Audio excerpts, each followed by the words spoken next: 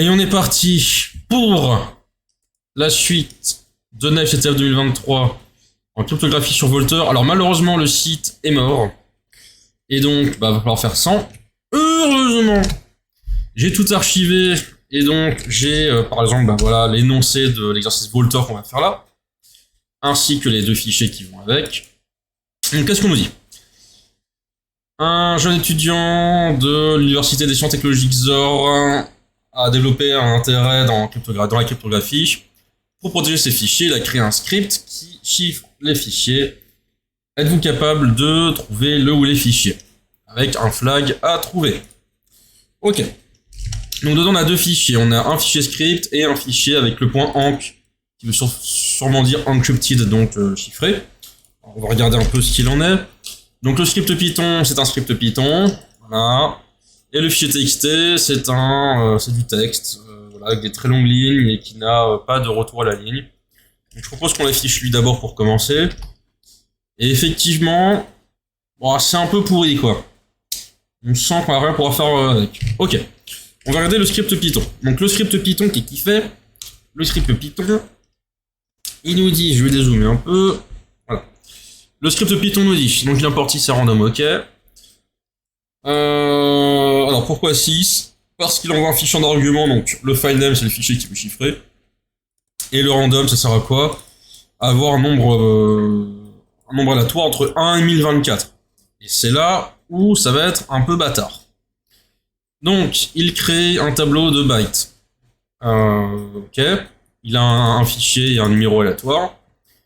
Il ouvre le fichier qui envoie un argument en lecture mais en byte.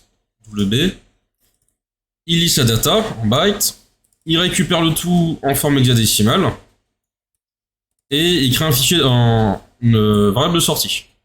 Pour chaque élément de BDH, c'est-à-dire le contenu du fichier, mais en hexadécimale, il va ajouter dans out le XOR entre le ordre de each et num. Alors qu'est-ce que le ordre, qui joint d'ailleurs le... Alors je dis pas joint parce qu'il est écrit joint là, mais qui rejoint la fonction CHR là. Si on regarde la table ASCII, voilà, par exemple la lettre A qui est ici, l'ordre de la lettre A, c'est 65 en décimale, ou 41 en hexadécimale, ou 101 en octave.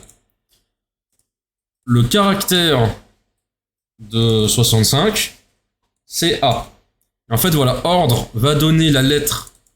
ordre va donner, pardon, l'identifiant décimal d'un nombre. Enfin, d'un nombre, non, d'un caractère dans la table ASCII. Et CHR va donner le caractère correspondant selon une entrée en décimale. Donc, selon un nombre. Voilà. Donc, il fait un XOR par rapport à un num qui était trouvé de façon aléatoire. Donc, c'est là où, effectivement, c'est un peu problématique. Bon, on verra comment faire après. Ensuite, il crée concat qui va être une chaîne de caractères, donc au début vide, et il va join, en gros il va concaténer, il va join le caractère de i étant chaque élément dans out. En fait là ça dit, pour i qui est dans out, donc pour chaque élément dans out, je transforme en caractère et j'ajoute ça dans ma chaîne de caractères. Ensuite, il ouvre son fichier chiffré en lecture, pas en lecture byte mais juste en lecture, et il l'écrit dedans. Tout simplement. Donc ce que je vais faire, c'est que je vais ouvrir le fichier script et je vais me garder de côté pour créer un fichier decrypt.python. Voilà. Python. Et donc là, je vais me resservir de l'algorithme qui est ici pour l'inverser. Le problème étant que je vais avoir 1024 fichiers à regarder à la main. Wink wink, évidemment que non. Plus ou moins, vous allez voir. Alors, comment on fait?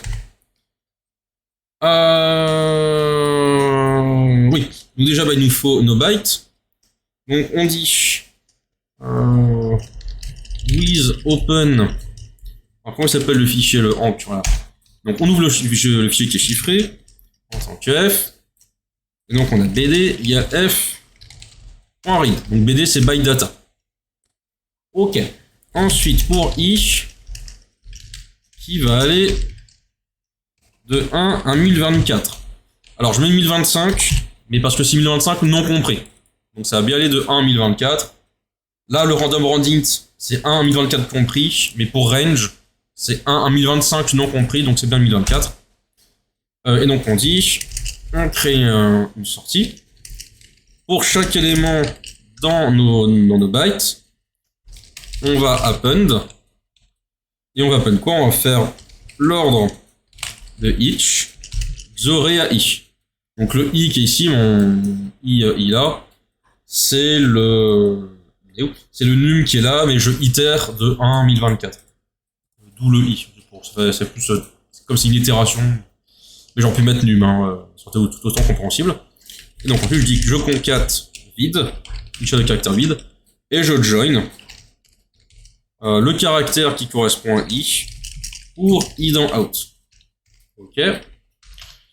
Ensuite, je dis quoi? Je dis que je vais ouvrir le fichier de sortie. Donc le fichier de sortie, quand je l'appelle, bon, j'ai juste dit out, plus une chaîne de caractères donc, qui correspond à l'identifiant qu'on est en train de faire. Donc ça va faire out 1, out 2, out 3, out 4, out 5, etc. J'enregistre ça en binaire. Alors j'enregistre ça en binaire parce que lui, il ouvre en binaire son fichier au début. Donc moi, j'enregistre ça en binaire aussi. Donc as output. Et donc là, je dis output.write byte from eggs de concat. Et voilà. Donc ça va me faire 1024 fichiers que je prends depuis le fichier ici, je XOR à chaque fois et j'enregistre en octet, en byte, comme lui l'ouvrait en byte ici. On va voir ce qui se passe. Alors, je donne le droit d'exécution à decrypt. Je décrypte. Oui, j'ai oublié d'écrire le open là.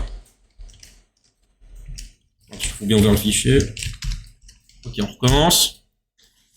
Et là, on nous dit output write byte from machin. Non-hexadecimal number found in from X arg at position 0. Et en fait, c'est dès le début, on va pas trouver un nombre hexadécimal à lire, enfin à écrire surtout, à lire pour l'écrire.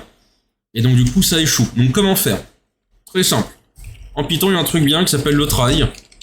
Et en fait, on lui dit, essaye-moi de faire ça. Essaye-moi de faire ça, et si tu as une exception, c'est-à-dire si tu n'y arrives pas, tu passes à la suite. On lance ça.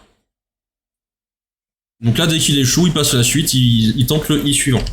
Donc là, on a plein de fichiers out. Qu'à cela ne tienne, on va tout regarder. N'importe quoi. On va tout regarder, on lit ça dans Batcat. On voit que c'est vide. Ah, là, il y a un truc. Et c'était avec le 563, on a Microsoft Word 2007+. Donc on a fait Microsoft, on regarde le reste au cas où, sait-on jamais. Ok. Donc c'est le 563. Donc LibreOffice Out 563. Voilà. I see you have successfully decrypted Mish. Here is the flag at the bottom. Tintin. Et voilà. On va juste afficher le flag quand même. Et voilà. Donc c'était Volter et on se retrouve pour une prochaine vidéo.